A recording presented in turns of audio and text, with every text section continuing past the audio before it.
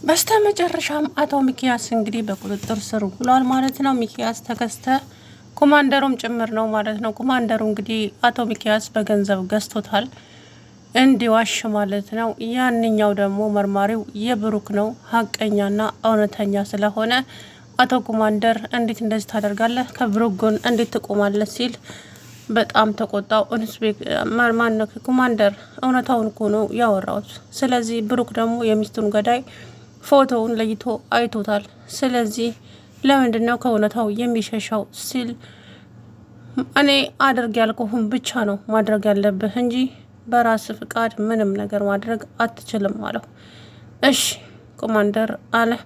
ታዲያ ተከስተ ተደብቆ ቪዲዮ እየቀረጸ ነበረ ሚኪያስ ለኮማንደሩ ገንዘብ ሲሰጠው። በነገራችን ላይ ተከስተ ያዋርደዋል። የሚያጋልጠው ሚኪን ራሱ ተከስተ ነው። አሁን ደግሞ ትናንትና እንግዲህ የትርሲትን ገዳይ ሰብለ እንድታገኘው አደረገ። የሰብለ ፍቅረኛ ስለሆነ ማለት ነው። ስለዚህ ሰብለ ደግሞ ደውላ እንግዲህ ቀጥረዋለች። አቶ ሚኪያስ ምን አደረገ?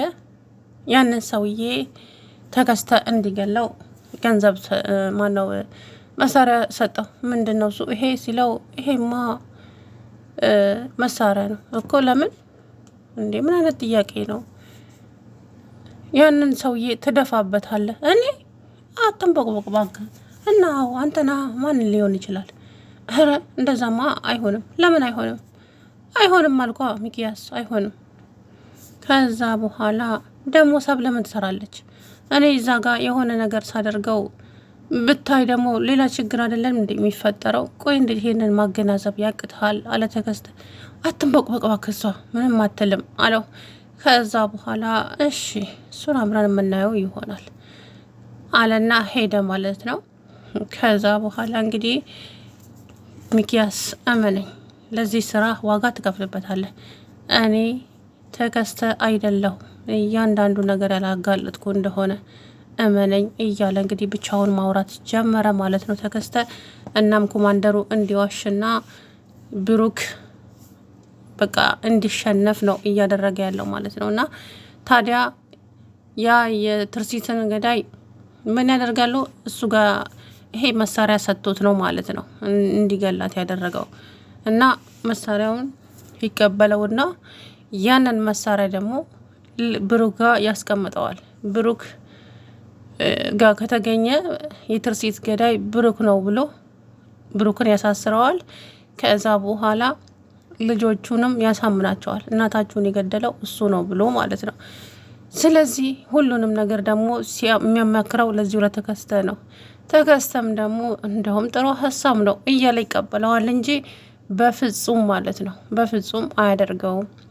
ያጋልጠዋል ራሱን ሚኪያስን ማለት ነው። እንግዲህ ሚኪያስ እንዳያችሁት ራስ ወዳድና ብቻ ምን ልበላችሁ። እናም ብሩክ ደግሞ በየዋነቱ እናሱ የትርሲትን ገዳይ አይቶ ፎቶውን ይሄ ነው ትርሲትን የነጠቀኝ ሲል እንግዲህ እያለ ማለት ነው። እያንዳንዱን እንግዲህ ፖሊሶቹ የጠየቁትን መርማሪውና ኮማንደሩ እሱ በገንዘብ ተሸጧል ማለት ነው። እና አንዳንድ ጊዜ እየሆነ ያለው ነገር ለዛም እኮ ነው ህግ የለም እንደሚባለው በእውነት።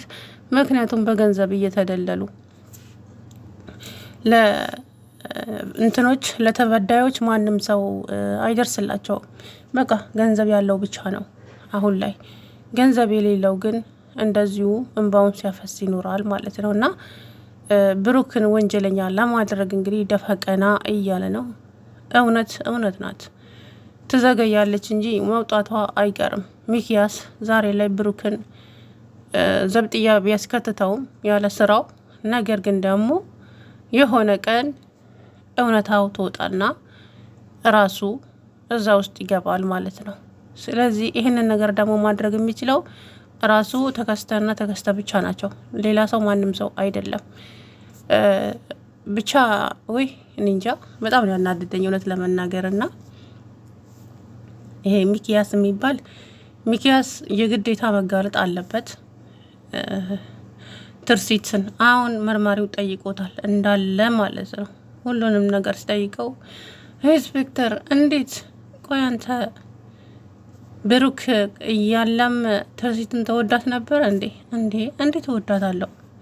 የጓደኛዬ ሚስት እኮ ናት። እና እሱ ከመሞቱ እንዴት ልትቀራረቡ ቻላችሁ ብሎ እንግዲህ የፖሊስ ጥያቄ ታውቃላችሁ፣ መስቀልያ ነው የሚጠይቁት። እና ከዛ ያለውን ነገር በሙሉ ተናገረ።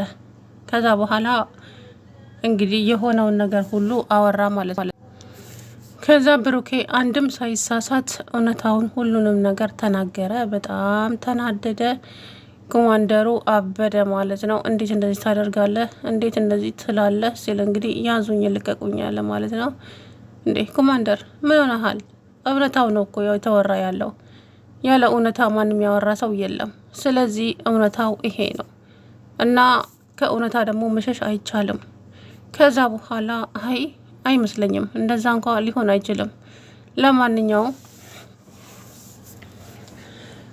ብትጠነቀቅ ይሻልሃል፣ ከባድ ችግር ራስ ላይ እየፈጠርክ ነው አለው። አንዴ ኮማንደር ምን እየሆንክ ነው? እኔ ከእውነታ ነው ያወራሁት፣ ተናገርኩ እንግዲህ ብሎ ጠረጴዛውን በእጁ መጥቶ ወጣ። ከዛም መርማሪው የሆነ የተሳሳተ ነገር እንዳለ ተረዳ። እናም ተከስተ የሆነ ቀን ሚኪያስ ያናደደው ቀን ይሄንን ያጋልጠዋል ማለት ነው። ስለዚህ ሁሉም ነገር ያበቃለታል እና አሁን ላይ እኔ የሚሰማኝ ትርሲት በህይወት እንዳለች ነው። ማለትም ይዘገያል እንጂ ይቆያል እንጂ ታያላችሁ፣ እመኑኝ። ወይ ሚኪያስ ከታሰረ ወይ ብሩክ ከታሰረ ምናልባት ትመጣለች፣ እመኑኝ፣ በህይወት እንዳለች ትናገራለች ማለት ነው። ልጆቹም ደግሞ አሁን ላይ በጣም በአዘን ተውጠው ነው ያሉት። እናታችን ናፍቃናለች፣ እናታችን እያሉ ምግብ እየበሉለት አይደለም። ብሩኬ በጣም ተጨንቋል። ለልጆቹ እኔ ያለው ከአባታቸው ይልቅ እኔን ነው የሚወዱት። እኔ ነኝ ያሳደግኳቸው። እውነት ከአባታቸው ይልቅ አንተን ይወዳሉ አይደለ? አባታቸውን እንዲጠሉ መጥፎ ነገር እየነገርከው ለልጁ። አባታችሁ አይወዳችሁ። አባታችሁ እኔንም ሆነ እናንተን በፍጹም አይወዳቸውም። እኔና ትርሲትም አንድ ላይ በመሆናችን ደስተኛ አይደለም።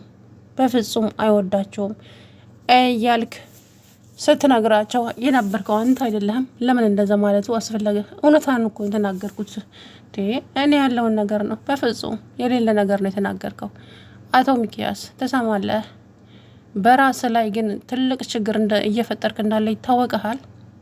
ከዛ በኋላ ሲዘው እንግዲህ ምንም እንትን አላለም።